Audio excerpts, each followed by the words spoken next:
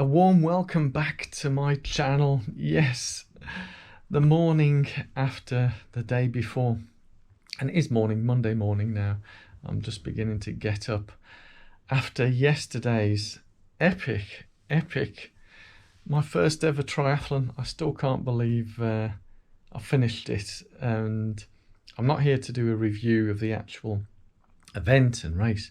It's just more to thank you guys and just to go through some of my thought process that I've been going through, because it's been for those who've been watching this regularly, watching my channel, it's been a bit of a tough, like for a lot of you guys watching, it's been a pretty tough past few months, and the completion of that event, it's hard to believe that the last event I had done was the Malaga Marathon, which was back in December of last year.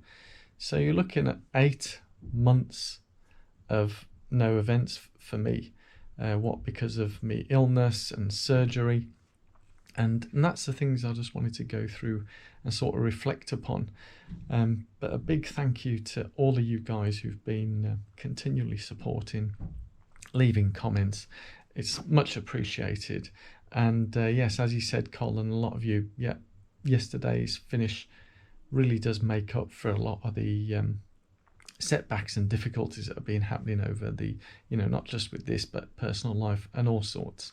And I'm not going to go through all of that and do a bit of a moaning mini type thing. Those are all past. We move on. And but yeah, for me, it's reflecting upon what an achievement it has been. Not just the fact that the distance that it is, and a lot of people did comment yesterday, says, oh, you've picked a right distance for your first triathlon. And yeah, it just is what it is. And speaking of which, here's the medal. Yes. A big shout out. Evolve Endurance. Look them up, Google them if you're in the UK.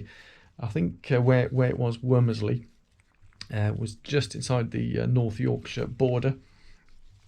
So yeah, it's part of Yorkshire. It's fantastic. And these guys, I think they were saying that this may be the only triathlon event that will be going ahead in the UK with all these COVID rules and so on and so forth. And there were 3 representatives from British Triathlon there, checking and ensuring that everything was being adhered to, following the regulations. And I could really tell that those guys who'd organised it, and a big shout to the organisers, volunteers, everybody out there who made it possible. Absolutely brilliant, fantastically organised, and I loved it. Yes, as I say, I won't go through the actual details of it. I'll leave that to another video. And but for me, it's a great absolute heartfelt gratitude to those guys who really put the work in to make sure this event went ahead. And as I said, look them up. And I'm not saying this as a influencer or promoter or whatever. These people haven't paid me for anything. I did pay the full entry fee and the day pass British Triathlon insurance. So, I did pay the full fee to enter. Yeah, it was brilliant. The whole thing was fantastic. But for my reflection, it's hard to believe, I said, following the Malaga Marathon, where I became quite ill and needed surgery. The surgery happened in February. So with the kidney stones being removed, I've not been able to have a follow-up checkup to see that everything is okay because of COVID, lockdown, shutdown, and all the NHS are not doing any of the other work. And they're focusing on COVID. I think they're restarting back. I've got an appointment in November, hopefully to have that checked and that everything was okay. And I've still got the gallstones. So just call me Stone Man. But yeah, it's when I look at things like that and I reflect on the issues that have been happening the past month. Difficult. It's not good when your bike's stolen, literally weeks before an event, and you have to not quite get started again, but it's the emotion of having that done, and then other, all those little setbacks. A bit like a Chinese torture it was for me. It's no major things. And I can look back on them all, and they're almost like first world problems, yeah.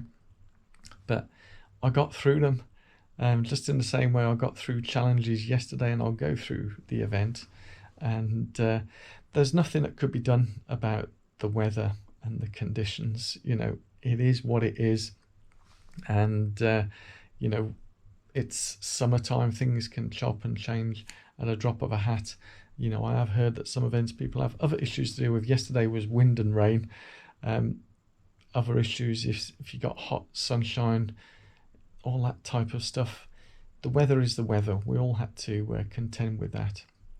And right now I feel very, very proud of what I've done and achieved.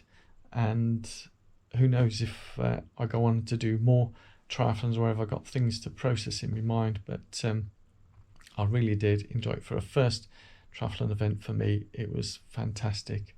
And as I scratch a little itch on my nose, I thought it's fantastic. I loved it, and I've overcome a lot, come forward to this stage, and it's just a case of onwards and upwards. I know there's still a lot to go through with these COVID regs, and I think only last week the final marathon major, London, cancelled. And I won't talk about the whys and wherefores and when the next type big events will be happening, but when you look at local events like what's been organised by Evolve, small local events, look them up and support them, go to them, take part in them.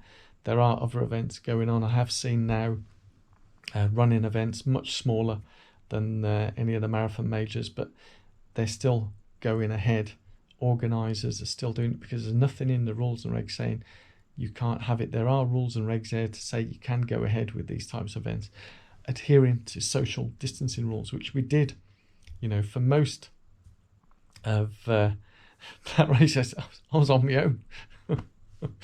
Apart from the swim, people swimming around me or whatever, is once I was out on the bike and the run, on my own. I was passing people, or people were passing me, but it's social distancing, not an issue with that type of events. But at the start, all together, we had our masks on and following those rules and guidelines. But in conclusion, as I say, the morning after the day before, I feel an immense sense of pride and gratitude to all you guys who continually watch and support me on this channel here.